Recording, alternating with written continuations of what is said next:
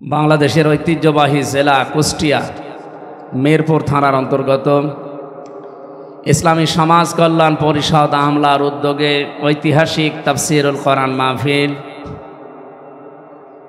সম্মানিত সভাপতি, বিশিষ্ট রাজনীতিবিদ, সাবেক উপজেলা চেয়ারম্যান, শ্রদ্ধাভাজন ব্যক্তিত্ব জননেতা জনাব আব্দুল গফুর, আতালাল্লাহু উমরাহু ওয়া বারাকাল্লাহু ফি হায়াতি, বলেন আমিন।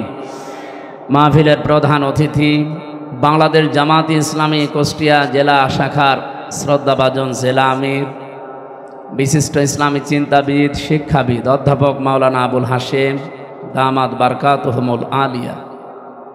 এতক্ষণ যারা এখানে আলোচনা রাখলেন, আপনাদের দৌলতপুরের কৃতি সন্তান ইসলামিক চিন্তাবিদ, শিক্ষাবিদ মাওলানা মুফতি আব্দুল হান্নান দামাত বারকাতুহুমুল আলিয়া। আলোচনা রেখেছেন মাওলানা ইয়াসির আরাফাত জিহাদি, অন্যান্য সম্মানিত ব্যক্তিবর্গ। আমি তো অনেকের নাম জানি না। অরফানা লাকা যিকরক, দুনিয়া আখেরাতে এদের মর্যাদা আল্লাহ তাদের ঈমান এবং আমলের ওপরে ভিত্তি করে যেন আরো বাড়িয়ে দেন। মঞ্চে বসা সম্মানিত ওলামা ইকরাম, সামনে বসা মুসলমান ভাইরা, পর্দার আড়ালের সম্মানিতা মা এবং বোনেরা, প্রশাসনের ভাইরা, প্রাণপ্রিয় কুষ্টিয়াবাসী, আমার আজকের তেলাওয়াতকৃত আয়াত শুনে আপনারা হয়তো আঁচ করতে পেরেছেন যে এ তো সেই জন্মের পর থেকে শুনছি না। এর ভেতরে কিছু গুরুত্বপূর্ণ আধুনিক তথ্য আছে। আমরা এই কথাগুলো আজকে কোরআন এবং হাদিস আর বিজ্ঞানের সাথে মিলিয়ে বের করব ইনশাআল্লাহ। যেহেতু কোরআনের আলোচ্য বিষয় মানুষ, সে মানুষকে আল্লাহ নিজে সম্মান দিয়েছেন। মসজিদে নববীতে বিশ্বনবী বসা আছেন, একটা লাশ যাচ্ছিল, নবীজি দাঁড়িয়ে গেলেন। সাহাবা একরাম বলেন, হে রাসূল আপনি দাঁড়ালেন কেন? এটা ইহুদির লাশ। নবীজি বললেন, ইহুদি তাতে কি হয়েছে, ও তো মানুষ, আল্লাহর বান্দা, আমি মানুষের সম্মানে দাঁড়িয়েছি। বলেন সুবহানাল্লাহ। যে নবী মরা মানুষকে সম্মান দিতে দাঁড়িয়ে যায়, সেই নবীর উম্মত আমরা অনেকেই দাবি করি জীবিত মানুষদের সম্মান ও দুনিয়ায় ঠিক রাখি নাই। ইন্নাল্লাযীনা আমানু ওয়া আমিলুস সালিহাতি উলাইকা হুম খায়রুল বারিয়া। আল্লাহ বলেন, নিশ্চয় যারা ঈমান আনার পরে আমলে সালেহ করে, যত সৃষ্টি আমি তৈরি করলাম তাদের ভেতরে তারা খায়রুল বারিয়া, সর্বোত্তম সৃষ্টি। এই সর্বোত্তম যারা পৃথিবীতে ঈমান আর সৎ আমল করে, তাদেরকে নিয়ে আমরা সবচাইতে বেশি অপমান করার চেষ্টা করেছি। এটা আমি বাংলাদেশের কথা বলছি না, অন্য দেশের কথা বলছি। সুতরাং আমাদের সিদ্ধান্ত নেওয়ার সময় অলরেডি এসে গেছে। আগামীতে এ বাংলাদেশে কেউ যেন এই সম্মানিত সৃষ্টির সম্মান নিয়ে অন্তত কেউ সিনিমিনি খেলতে না পারে। এই জন্য দল মত দেখা যাবে না। দল মত ভাব বাদ দিয়ে মানুষের সম্মান কারা, মানুষের অধিকার কারা রক্ষা করবে, এই মানুষগুলোর পেছনে থাকা আমার মানবতার দাবি, ইমানের দাবি। আমি কথা বোঝাতে পেরেছি? আল্লাহ বোঝার তৌফিক দিন, বলেন আমিন। সবাইকে নিয়ে ওই আল্লাহর দরবারে শুকরিয়া জানাচ্ছি যিনি সবার জন্য কোরআনে কারিম দিলেন। বলেন আলহামদুলিল্লাহ। আরো জোরে বলেন আলহামদুলিল্লাহ। যে আয়াত দিয়ে সকলের সম্মান কামনা করলাম, ওয়ারফা'না লাকা যিকরক, এরপরে দুইটা আয়াত আছে। আমরা কয়েক মিনিটে এই দুইটা আয়াতের আধুনিক কিছু কথা আশার সঞ্চার হওয়ার জন্য বলতে চাই, এরপরে তাফসিরে যাব। আল্লাহ রাব্বুল আলামিন বলেন, ফাইন্না মা'আল উসরি ইসরান, ইন্না মা'আল উসরি ইসরা। এই আয়াত আমি জন্মের পর থেকে আমরা অনেকেই পড়েছি।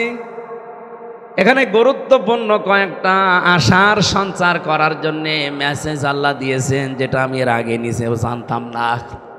যেহেতু জেনেছি, আর বাল্লিগু আন্নি ওয়ালাউ আয়া, একটা আয়াত যদি জানা থাকে মানুষের কাছে পৌঁছিয়ে দাও, সেই নিয়ত নিয়েই বলছি। আপনি দেখবেন আপনার ভালো লাগবে। আল্লাহ পাক বলেন অবশ্যই কষ্টের পরে সুখ, আবার রিপিট করে বললেন অবশ্যই কষ্টের পরে সুখ। বাংলা অর্থ শুনে কিছু বোঝা যাচ্ছে? কিছুই বোঝা যাচ্ছে।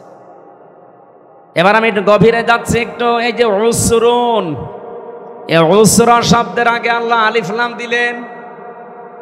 আলিফ লাম 4 প্রকার হয় আরবি গ্রামার অনুযায়ী। এখানে যেটা আছে তার লাম নির্দিষ্ট করার জন্যে, আলিফ লাম এটা মারিফা করার জন্য আল্লাহ দিয়েছেন। আল্লাহ উসরুনের আগে দিলেন আমার কোনো সমস্যা না, আমার প্রশ্নও না। প্রশ্ন আমার মার পরে কেন দিলেন? এখানে যারা আলেম আছে তাদেরকে বলছি, মার পরে আল্লাহ দিলেন এটাও আমার প্রশ্ন ছিল না। আল্লাহ কেন ইন্নার পরে দিলেন? এর আগে আবার ফা দিয়েছেন। এতগুলো কথা কিন্তু বলা লাগতো না। আমরা যারা আলেম আছি উসরুন ইসরা এ বললেই বুঝে ফেলতাম। আলিফ লামও দেওয়া লাগতো না, মা দেওয়া লাগতো না, ইন্না দেওয়া লাগতো না, ফাও দেওয়া লাগতো না। সাধারণ মানুষ হয়তো এটা টের পাননি, কিন্তু আলেমরা তো টের পাচ্ছেন। কেন কষ্টের প্রথমে আল্লাহ আলিফ লাম দিয়ে নির্দিষ্ট করে দিলেন? এটা তাফসিরে ফি জিলালিল কোরআনে পাবেন। আল্লামা সাইয়্যিদ কুতুব রহমাতুল্লাহ আলাইহি লিখেছেন, আল্লাহ উসরুনের আগে আলিফ লাম দিয়ে, এর আগে মা দিয়ে নির্দিষ্ট করে দিয়েছেন অবশ্যই যদি কেউ একটা কষ্ট দুনিয়ায় সহ্য করে, আর ওই কষ্টটা যদি 3টা কারণে হয়, একটা কষ্টের সাথে সাথে আমার আল্লাহ, যেহেতু মা মানে সাথে সঙ্গে, ওই একটা কষ্টের সাথে আল্লাহ কমপক্ষে 10 থেকে 70টা শান্তি জড়িয়ে রেখেছেন। এ পর্যন্ত বোঝেননি? এবার আমি আরেকটু গভীরে যাচ্ছি। এই পৃথিবীতে কষ্ট পেলে আপনাকে আল্লাহ 10 থেকে 70টা শান্তি, সুখ, কল্যাণ দিয়ে দেবে না, বিষয়টা এমন না। কষ্টটা যদি আপনি 3 কারণে পেয়ে থাকেন। কয় কারণে? আমি যা বলছি বিশেষ করে ফি জিলালিল কোরআনে পাবেন বেশি, আর তাফসিরে বাইজাবি থেকে ওই আরবি গ্রামের কোডগুলো পাবেন। জেলখানায় 3টা বছর আমি বেশিরভাগ পেয়েছিলাম, যেহেতু এই 2টা তাফসির ফি জিলালিল কোরআন আর তাফহিমুল কোরআন, এই জন্য এইগুলো আমার আয়ত্ত আছে একটু বেশি। অন্যান্যগুলো তো পড়তে পারি নাই।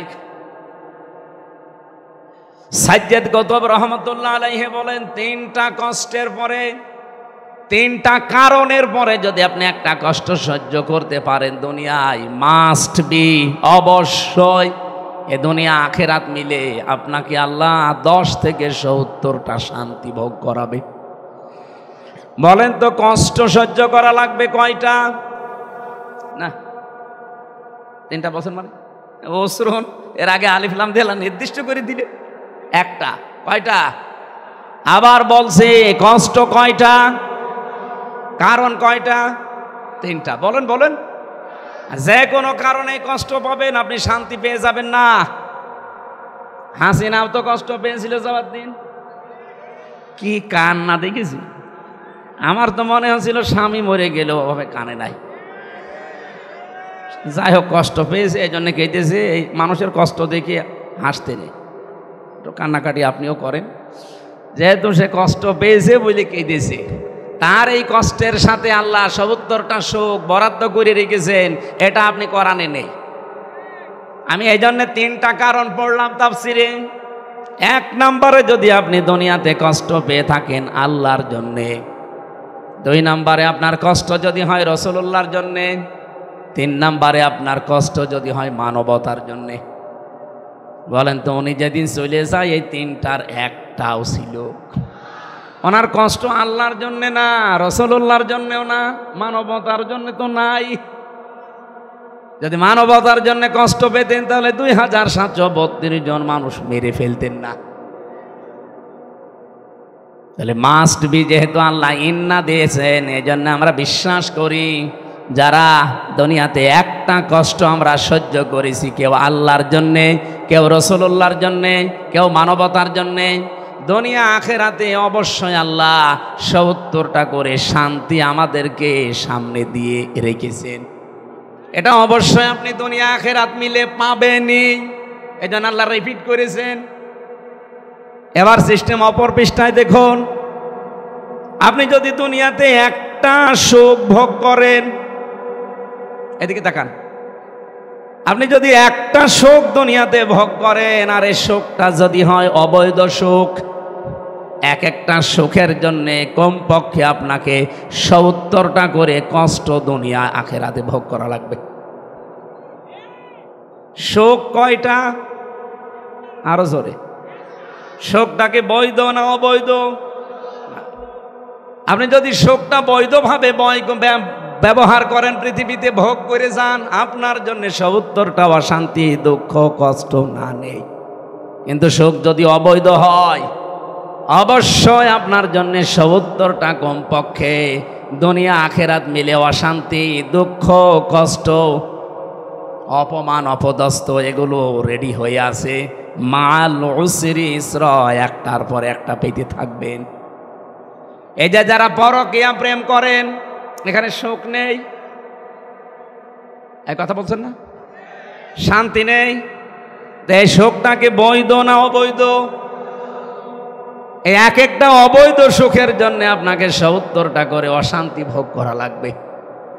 সুতরাং এই অবৈধ সুখে এখনো যারা আছেন, এই মুহূর্তে কুষ্টিয়ার এই মানুষগুলো তওবা করা লাগবে যে পরকীয়া প্রেমের লাইন যাদের সাথে আছে, আমি এই মুহূর্তে তওবা করলাম। যারা রাজি আছেন হাত তোলেন তো। আরে আল্লাহ, মিডিয়া আছে, এই কুষ্টিয়া তো বদনাম হয়ে যাবে। আপনারা সবাই এই লাইনে আছে।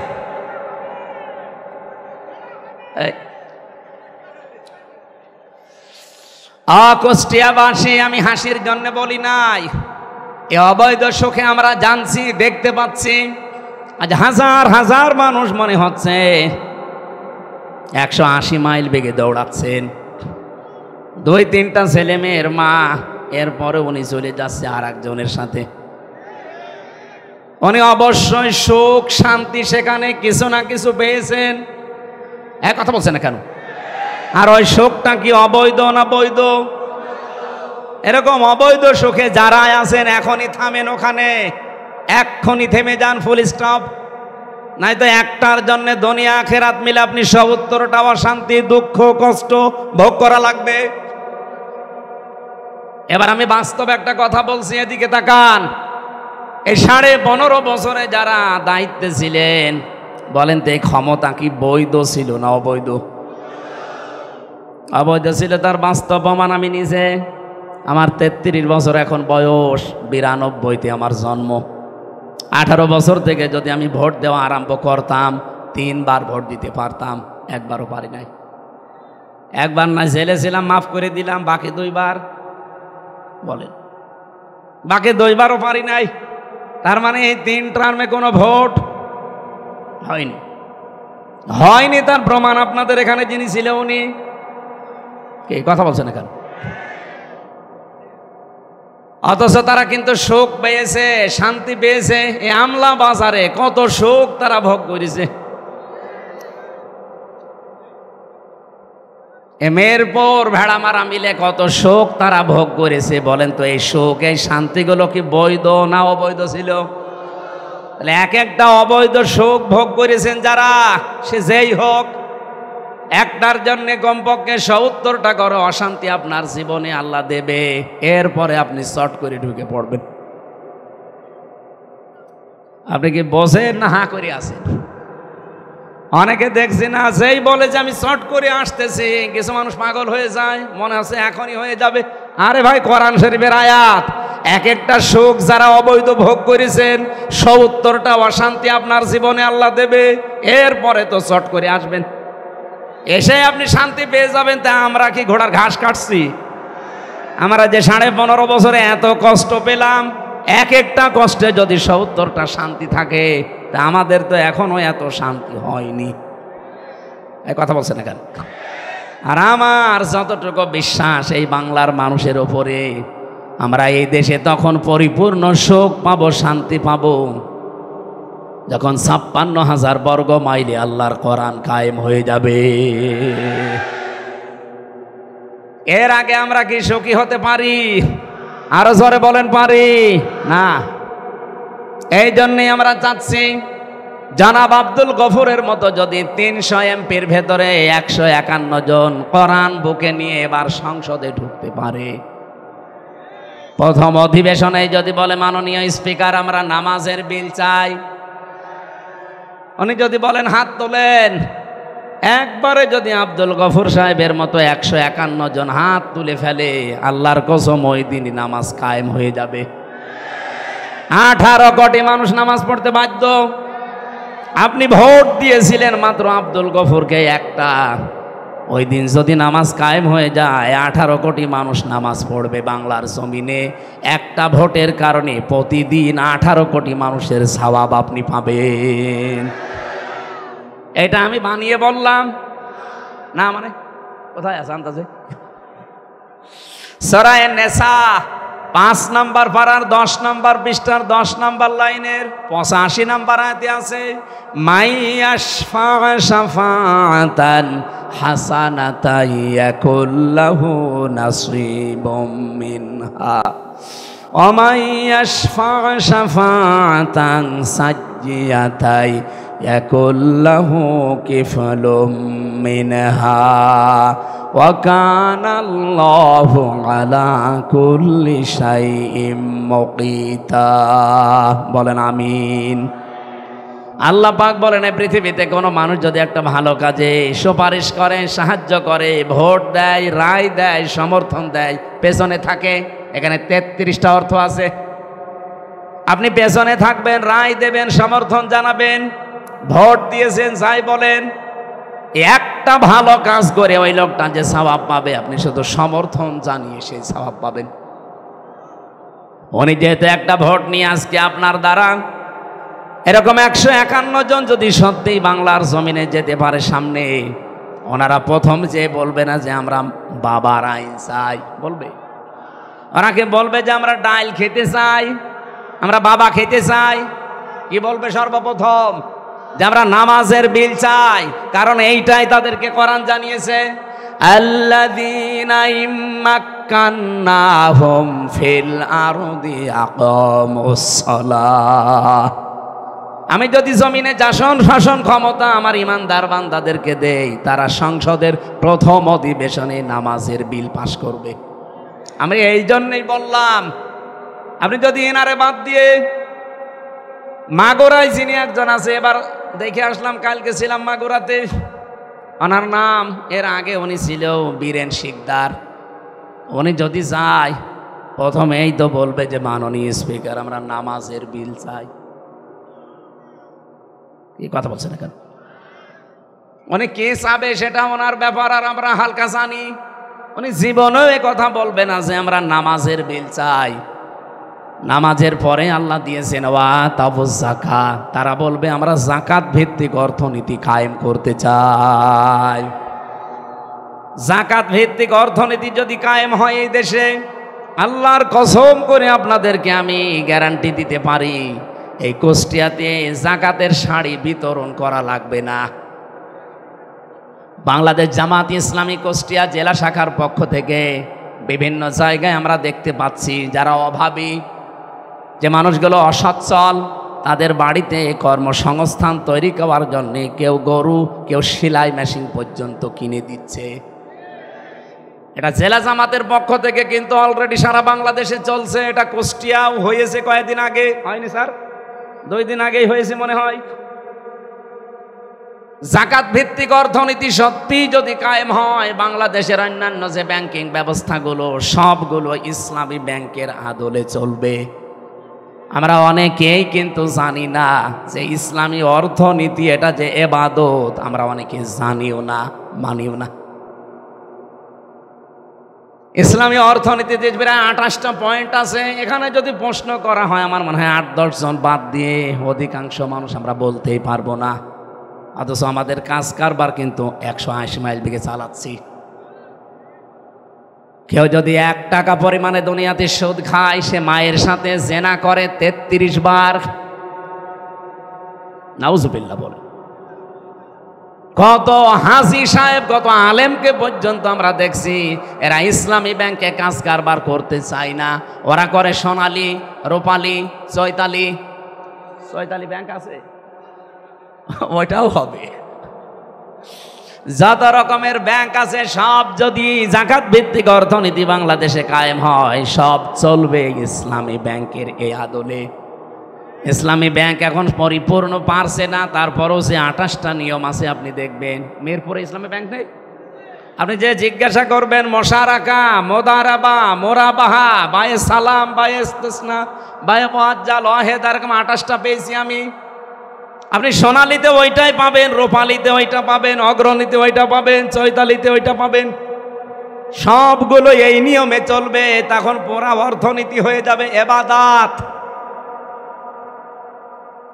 আর ওনারা গেলে আমার বিশ্বাস নামাজের পরে জাকাতের বিল আনবে। যদি না আনে ভোট দেবেন না।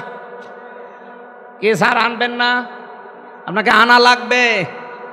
আল্লাযীনা ইম্মাক্কান্নাহুম ফিল আরদি আকামুস সালাতা ওয়া আতাবুজ যাকাত ওয়া আমারু বিল মা'রুফি ওয়া নাহাউ আনিল মুনকার।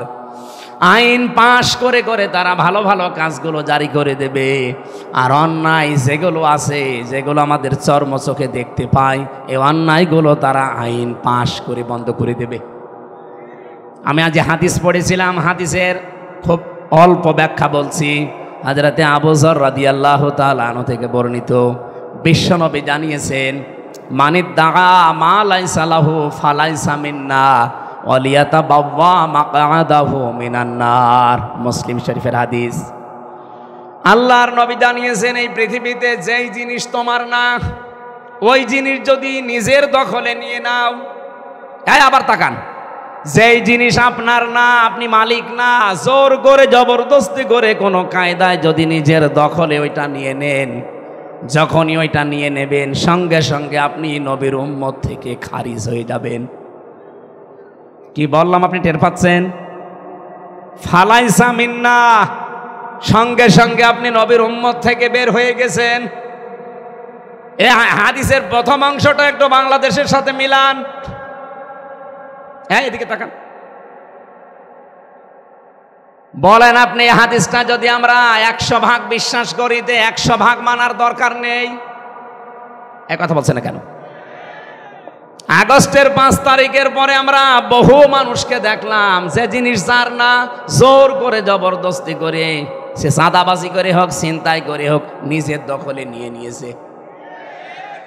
না কুষ্টিয়া শুরু হয়নি?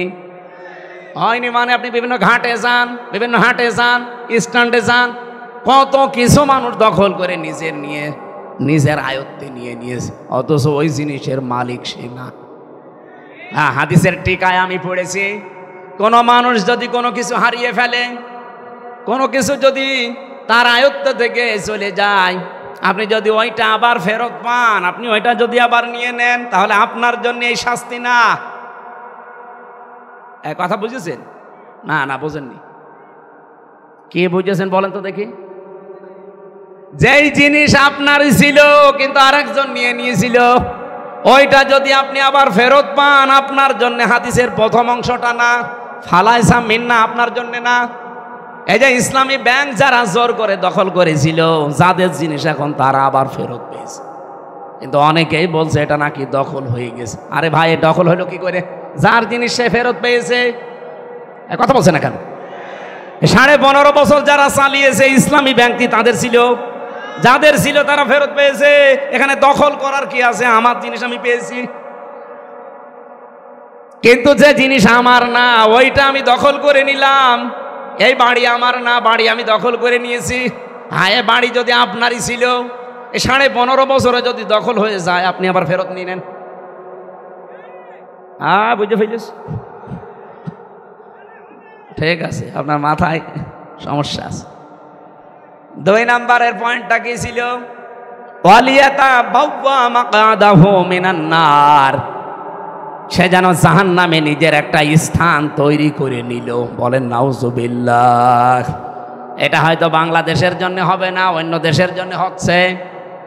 এই যে ভারতে আমাদের বাপ দাদারা যারা পূর্বপুরুষ, তারা হাজার হাজার বিঘা জমি জায়গা মাদ্রাসার নামে, মসজিদের নামে, খানকার নামে বিভিন্ন জায়গায় তারা ওয়াকফ করে দিয়েছিল।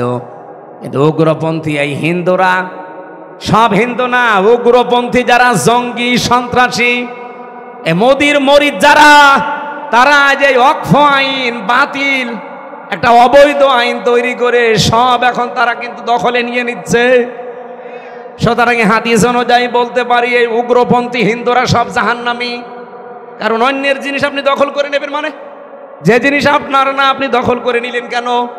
ইসরায়েলের দিকে তাকান, 1940 সালে তাদেরকে থাকতে দিয়েছিল, এখন আমরা যেমন রোহিঙ্গাদের থাকতে দিয়েছি এইভাবে। আর পৃথিবীর নিকৃষ্ট জাতি এই শয়তান ইহুদিরা এখন তাদেরকে এই দেশ থেকে তাড়িয়ে দিচ্ছে।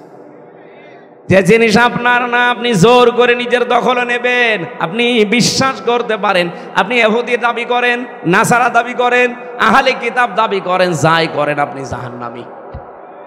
এই হাদিস আমি বানালাম, বলেন বলেন।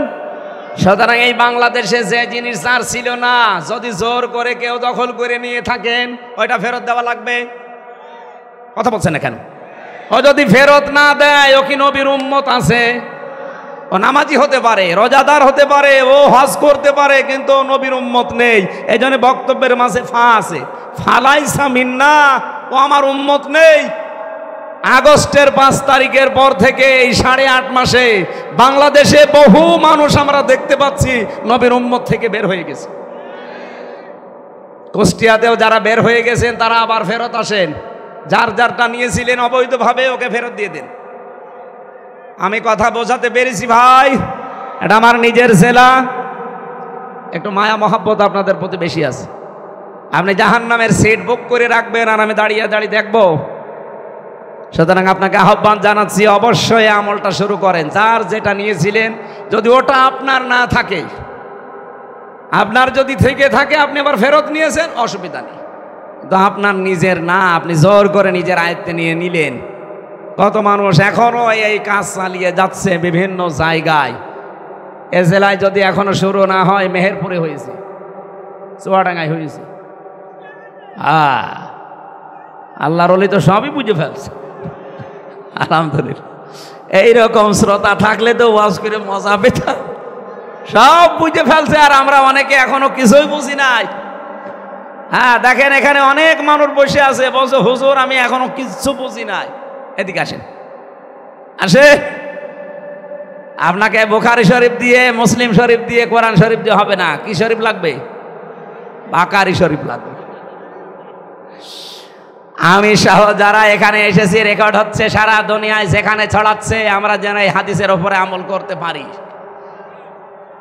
যে আশার সঞ্চার করেছিলাম যে একটা দুঃখ কষ্ট যদি আমরা সহ্য করি, 3টা কারণে মাস্ট বি আমাদের সামনে আল্লাহ 70টা শান্তি অপেক্ষা করাচ্ছে। আর যারা অবৈধ শান্তি পেয়েছিলেন, একটা আল্লাহর কসম, পৃথিবীতে আপনাকে 70টা অশান্তি ভোগ করা লাগবে। আমরা আজ দেখতে পাচ্ছি অনেকে এখনো সামনে অবৈধ অশান্তি ভোগ করার জন্যে, অবৈধ সুখ ভোগ করার জন্যে, শান্তি পাওয়ার জন্যে বিভিন্ন কায়দা কৌশল করছে। না, এটা হতে দেওয়া যাবে না। আপনি সুখ পেতে চান, চেয়ারের সুখ, শান্তি, বৈধভাবে আসেন। বৈধভাবে বাদ দিয়ে আবার সিনিমিনি খেলে বাবা শাহজালাল সব হালাল করে নেবেন, হবে না। এই জন্য যারা বারবার আহ্বান জানাচ্ছেন যে আমরা কিচ্ছু চাই না, শুধু নির্বাচন চাই, নির্বাচন আমরাও চাই, কিন্তু সংস্কার না করে দিলে আবার দিনের ভোট রাতে হয়ে যাবে। এক কথা বলুন, আপনারা যারা বারবার এটা চাচ্ছেন, আপনার চাইতে আমি আরো বেশি চাই। কারণ আমি আজ 33 বছর জীবনে ভোট দিতে পারলাম না। কেমন করে ভোট দেওয়া লাগে আমি জানিও না।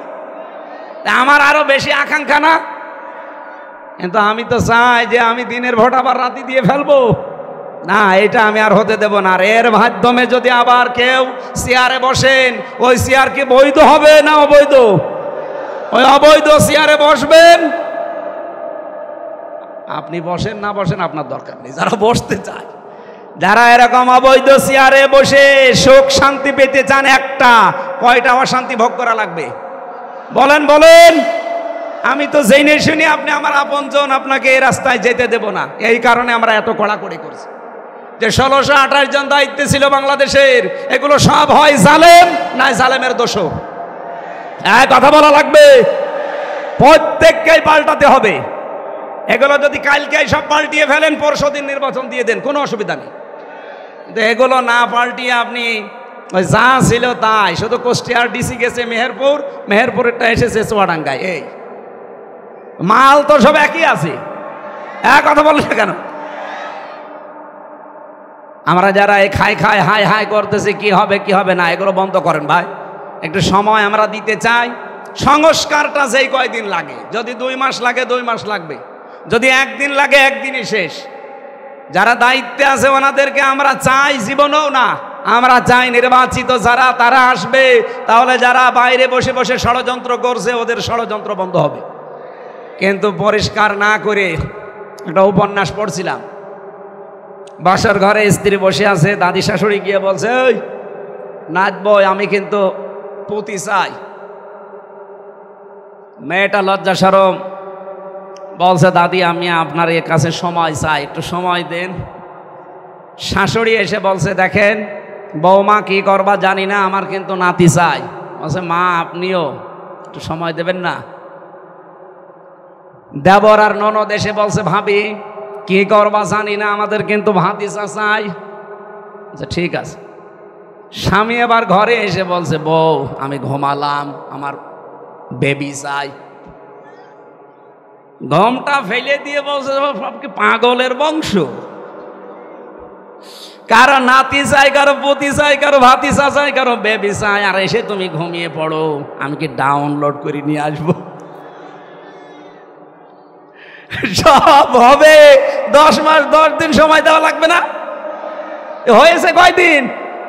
8 মাস 15 দিন, কারণ আজকে 20 তারিখ, 5 দিন তো বাদ। কথা বলছে না কেন? আরো 3 দিন বাদ দেন, 8 মাস 12 দিন হয়। 8 মাস 12 দিনে ছেলে মেয়ে হলে কি হবে? সুস্থ হবে। সুতরাং 10 মাস 10 দিন সময় দেন। এর ভেতরে আমরা চাই যেখানে যেইটা আছে অন্তত যতগুলো দিয়েছিল এদেশের রাজনৈতিক দলেরা সবগুলো না করলেও 10টা করে, গুরুত্বপূর্ণ 10টা জায়গা এগুলো পরিবর্তন করে দেন।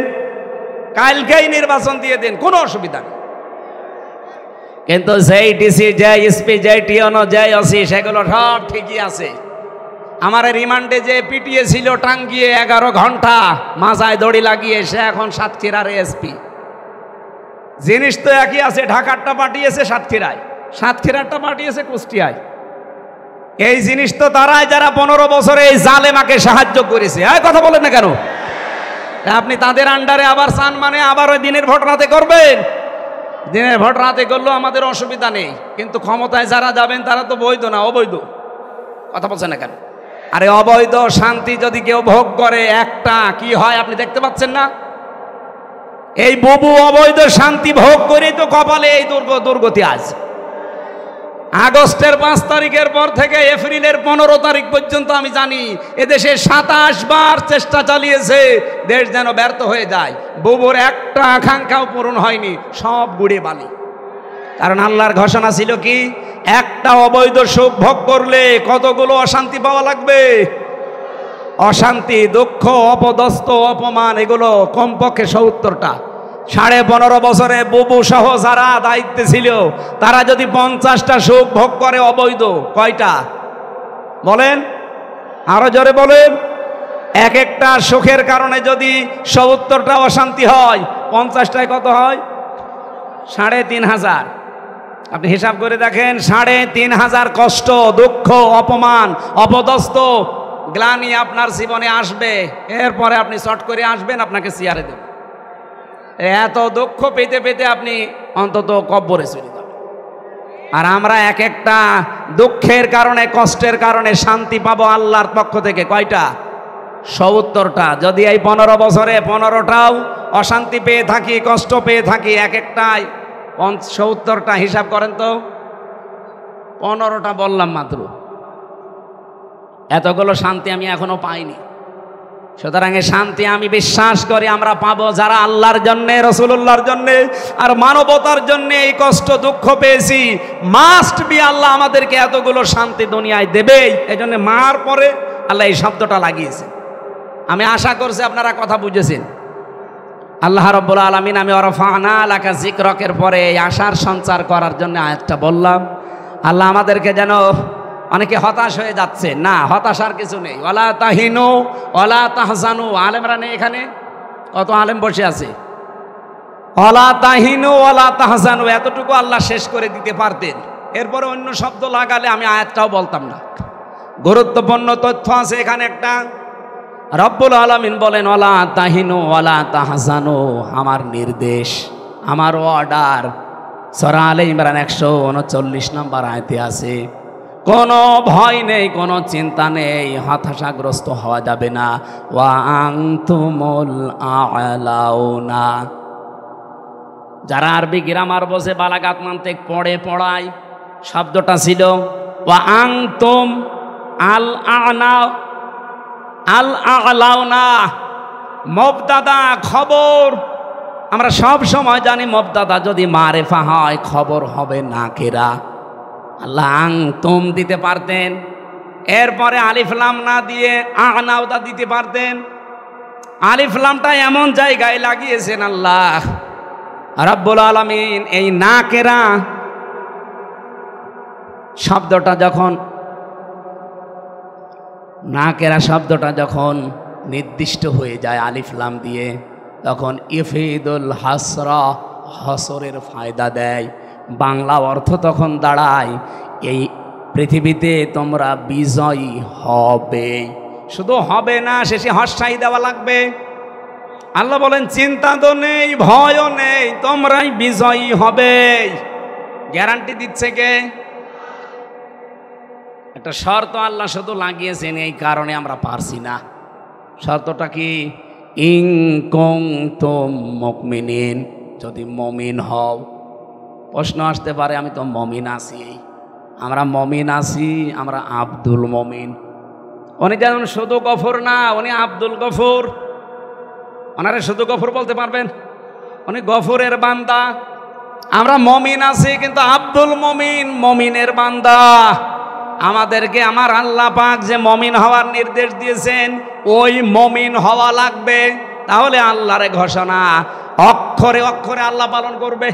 আর সেই সংক্রান্ত একটা আয়াতই আমি কোরআন থেকে পড়লাম, সূরা বাকারা 208 নম্বর আয়াত। এইদিকে তাকান,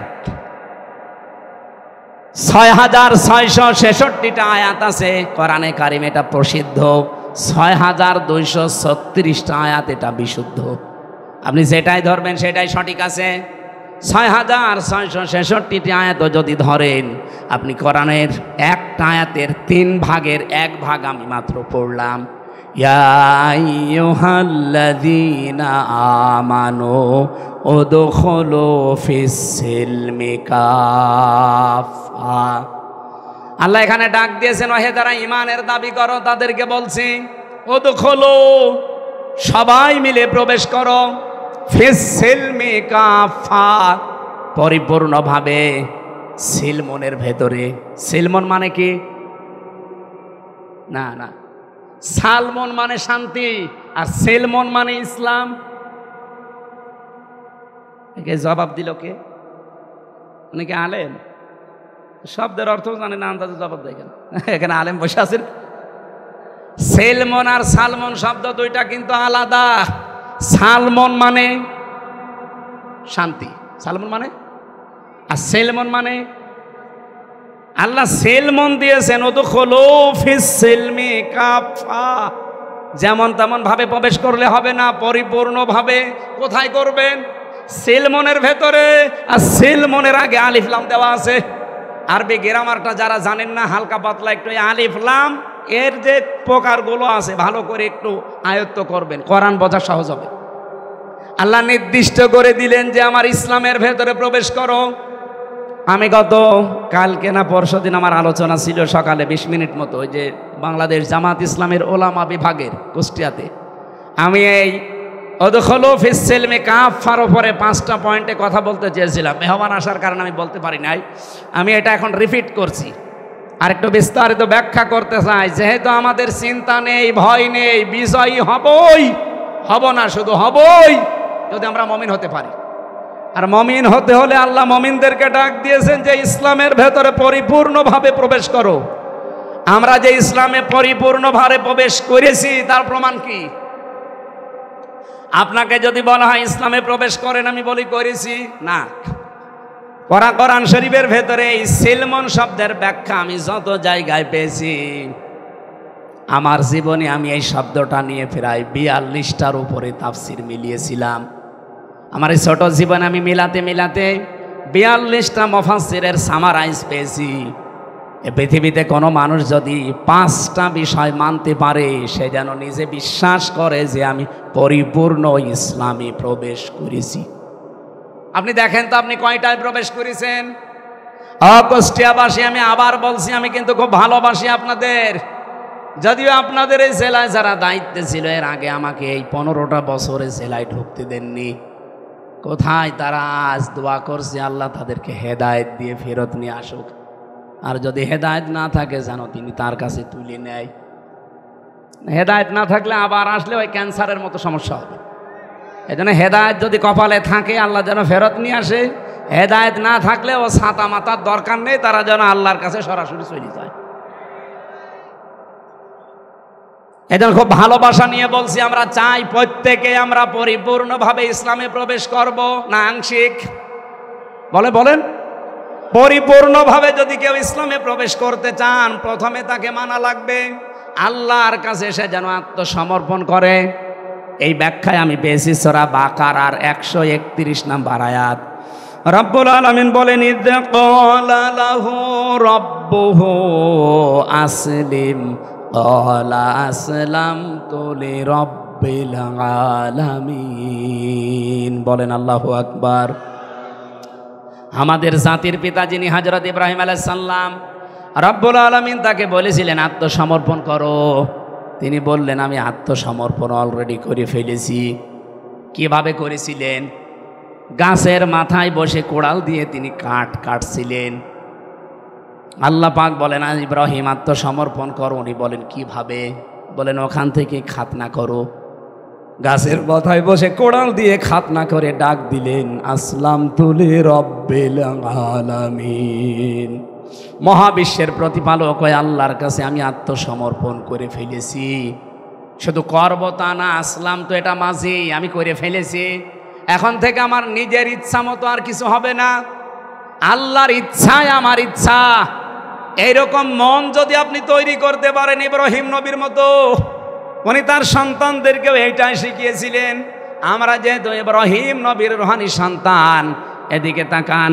ওয়াসাসা বিহা ইব্রাহিম বানিহি ওয়া ইয়াকুব ইয়া বানিয়া ইন্নাল্লাহা আসতাফা লাকুমুদ্দীনা ফালা তামুতুন্না ইল্লা ওয়া আনতুম মুসলিমুন। স্মরণ করো ওই সময়ের কথা যখন তার সন্তান ইব্রাহিম আলাইহিস সালাম, তার সন্তান ইয়াকুব, হযরত ইব্রাহিম এবং ইয়াকুব তার নিজের সন্তানদেরকে ওসিয়ত করছিলেন, উপদেশ দিচ্ছিলেন, এই ওয়াজ করছিলেন, হে আমার কলিজার টুকরা সন্তানেরা। বোনাইয়া বলা হয় আদরের সন্তানকে, ইয়া বোনাইয়া বললেন হে আমার কলিজার টুকরা সন্তানেরা। আমরা যারা আমাদের সন্তান আদিকে ভালোবাসি, এই কথা বলে বলে তাদেরকে আপনি আজ ফেরত নিয়ে আসেন। ইন্নাল্লাহ, অবশ্যই আল্লাহ, ইস্তফা, মনোনীত করেছেন, লাকুমুদ্দীনা, তোমাদের জন্য দিনকে। দিন মানে রাতের পরে যেটা আসবে ওইটা। বলেন দিন মানে কি? দিনের প্রায় 19টা অর্থ আমি পেয়েছি। দিন মানে কি এটা যেহেতু গুরুত্বপূর্ণ একটা বিষয়।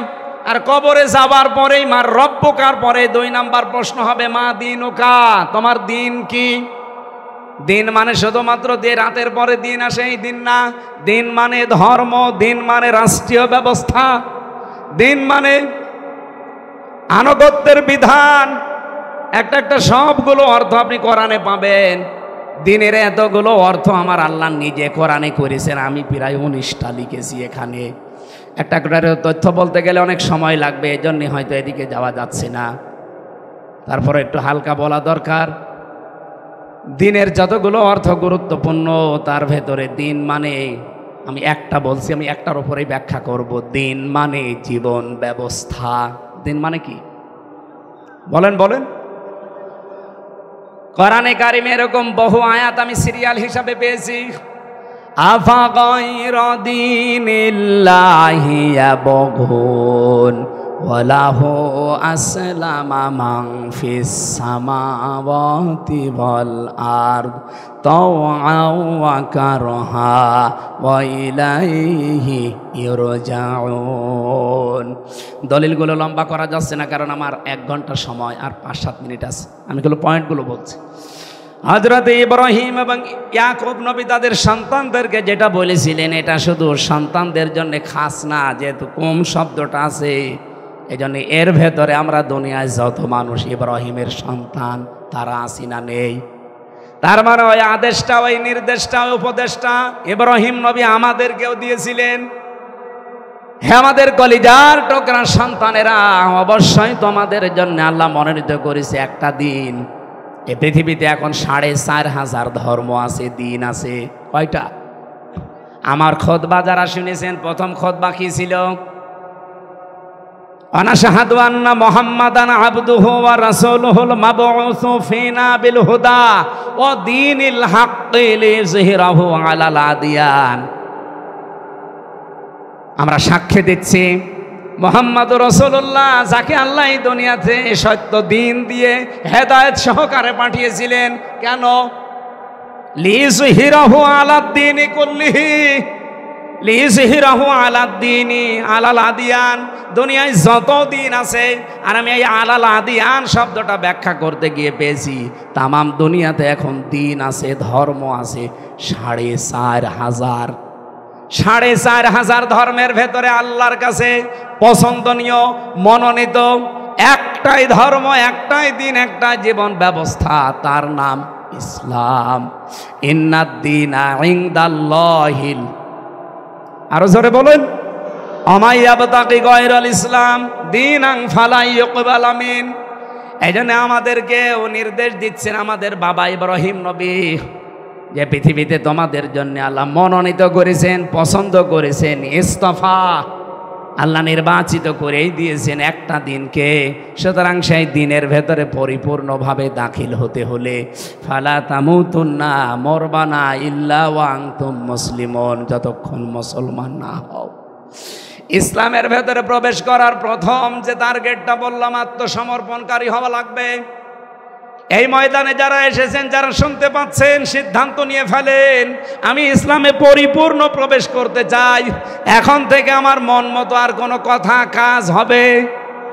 আল্লাহর যেটা নির্দেশ ওইটাই আমার নির্দেশ, আল্লাহর যেটা চাওয়া ওইটাই আমার চাওয়া। এর নাম আত্মসমর্পণ।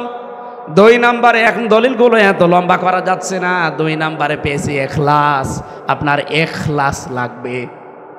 নবীকে আল্লাহ আদেশ দিয়েছেন, ওমা উমিরু ইল্লা লিয়াবুদুল্লাহা মুখলিসিনা লাহুদ্দিন। 3 নম্বরে আপনার লাগবে শুধু ইখলাস হলে হবে না, আকীদা বিশুদ্ধ করা লাগবে। আমার মা বোনেরা যারা বসে আছেন, বহু মা বোনের আকীদার ভেতরে সমস্যা আছে। সন্তান যখন একটু দেরি করে হয়, তখন তাদের আকীদা পাল্টিয়ে যায়। আল্লাহর প্রতি আর বিশ্বাস, আকীদা থাকে না, তখন তাদের বিশ্বাস, ভরসা, আকীদা হয়ে যায় বিভিন্ন পীর ফকিরের উপরে। কবরে যায়, মাজারে যায়, তাবিজ নেয়, কত জায়গায় তারা দৌড়াচ্ছে সন্তানের ওসিলা করে। অথচ আমাদের জাতির পিতা হযরত ইব্রাহিম আলাইহিস সালাম প্রায় 85 বছর পর্যন্ত বিয়ের পরে তার সন্তান হয়নি। কোনো দিন তিনি কোনো মাজারে গিয়েছেন, কোন কবরে, কোন পীরের কাছে? হ্যাঁ বলেন। মুসলমান মেয়েদের ভেতরে এখন বিশ্বাস পাল্টিয়ে যাচ্ছে, এরা তাবিজ ছাড়া কিছু বুঝতে চায় না। সেদিন বগুড়াতে এক লোক এসে আমারে বলছে, হুজুর আপেল পড়ে দেন। আমি সূরা ফাতিহা পড়ে ফু দিলাম। আমার কানের কাছে মুখ নিয়ে বলছে, হুজুর এমন ভাবে আপেল পড়বেন যেন ছেলে হয়। আপেল দিলাম ফেলে, আপেল কই ফেলে দিয়েছে কেন? আরে ভাই, আপেল পড়ে যদি ছেলে হয় তো আমার ম্যাডামের 3টা মেয়ে হইতো না? আমি শুধু ম্যাডামরে আপেল খাওয়াতাম। আপনি এসেছেন আমার কাছে আপেল পড়া নিয়ে ছেলে হওয়ার জন্য, আমি কি বসে থাকতাম? সম্মানিত মা বোনেরা, আকীদা সাফ করা লাগবে। এই বাংলাদেশে পুরুষদের ভেতরে এখন একটা আকীদা বদ্ধমূল হয়ে আছে যে ক্ষমতায় মনে হয় জনগণ দিতে পারে। এই আকীদা নেই আমাদের, এই বিশ্বাস আমাদের অনেকের নেই। আপনি মুশরিক, ইসলামে এখনো পরিপূর্ণ আসতে পারেননি, কারণ আকীদা সাফ করা লাগবে আপনাকে। আল্লাহ যেটা পারে ওইটা অন্য কেউ পৃথিবীতে পারে। বলেন বলেন, আমেরিকা পারতে পারে, রাশিয়া পারতে পারে, ভারত পারবে। অনেকে তো বিভিন্ন দিকে দৌড়াচ্ছে এই কারণে না। আকীদা সাফ করেন। ইসলামে যদি পরিপূর্ণ প্রবেশ করতে চান, আল্লাহ যেটা পারে ওইটা অন্য কেউ, আরো জোরে বলেন, অন্য কেউ। এই পৃথিবীতে আল্লাহ আইন তৈরি করতে পারে শুধু তুমি একা, আর কেউ পারে না। সূরা আলে ইমরান 164 54 নাম্বার আয়াতে আছে, মাঝের অংশে 4 নাম্বার পারা 9 নাম্বার পৃষ্ঠা 3 নাম্বার লাইনে আছে। সুতরাং আল্লাহর আইন বাদ দিয়ে অন্য কারো আইন যারা প্রতিষ্ঠা করার চেষ্টা করেন, বিশ্বাস করেন, আপনি মুশরিক হয়ে গেছেন, আপনি শিরিক করছেন। এ বাংলাদেশে এই পার্সেন্টেজ পাওয়া যাবে না। আল্লাহ আল্লাহ আমাদেরকে হেফাজত করুন, বলেন আমিন। 4 নাম্বারে, ইসলামে প্রবেশ করতে হলে আপনাকে উন্নত চরিত্রের অধিকারী হওয়া লাগবে। এই পৃথিবীতে প্রত্যেকের চরিত্র, আমরা অনেকের চরিত্র দেখেছি, সামনে অনেকে দেখতে পাবো।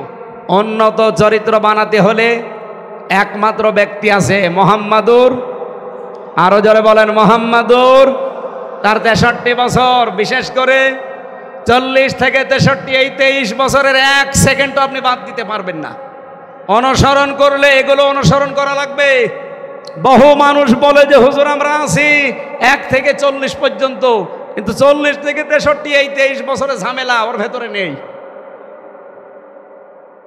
এমনকি বহু মানুষকে আমি এখন শুনতে পাই, তারা বলে আমরা 40 থেকে 53 এই 13 বছর মানি, কিন্তু বাকি যে 10 বছর উনি খালি যুদ্ধ বিগ্রহ করেছেন, এই জন্য একটু ঝামেলা, ওই 10 বছরে আমরা নেই। আরে ভাই, 13 বছর যদি আপনি মানতে পারেন মক্কার জীবন, 10 বছর মদিনার জীবনও মানা লাগবে। আমরা জানা 13 বছর কষ্ট করলাম, এখন মদিনার 10 বছর আমরা অন্তত শান্তি করতে চাই। এই কথা বলছেন না কেন? 13 বছর কষ্ট না, 15 বছর করেছে, আরো 2 বছর বেশি। সেই হিসাবে আমরা একটা আশা করতে পারি, নবীজি যেমন 10 বছর রাষ্ট্রীয় ক্ষমতায় ছিলেন, আগামীর 10 বছর বাংলাদেশে কোরআন ক্ষমতায় থাকবে। এটা দেখতে চান না? কারা কারা চান দেখি? লিল্লাহে তাকবীর। আমরা উদখুলু ফিস সিলমি কাফা, ইসলামে পরিপূর্ণ প্রবেশ করতে চাই। সারা জীবন এটা শুনেছি, ইসলামে প্রবেশ করো, ইসলামে প্রবেশ করো। কিভাবে পরিপূর্ণ প্রবেশ করতে হয়, এই 5টা বিষয় আপনার জীবনে থাকা লাগবে।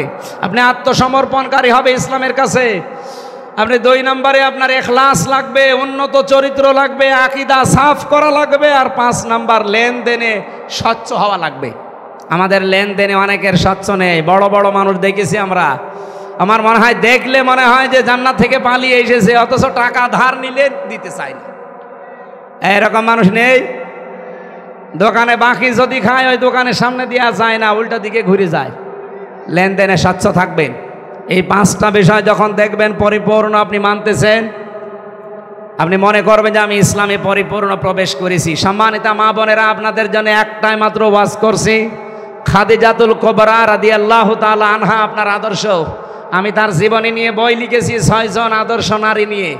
আপনার স্বামীর কাছে আমরা দিয়ে দিচ্ছি, স্বামীর কাছে, মেয়ের কাছে, অথবা ছেলেকে পাঠিয়ে দিন, ছোট ছোট বাচ্চাদের গাড়ি থেকে নিয়ে যেন পুরাটা পড়বেন। 120 পৃষ্ঠা লিখেছি মেয়েদের জীবন নিয়ে।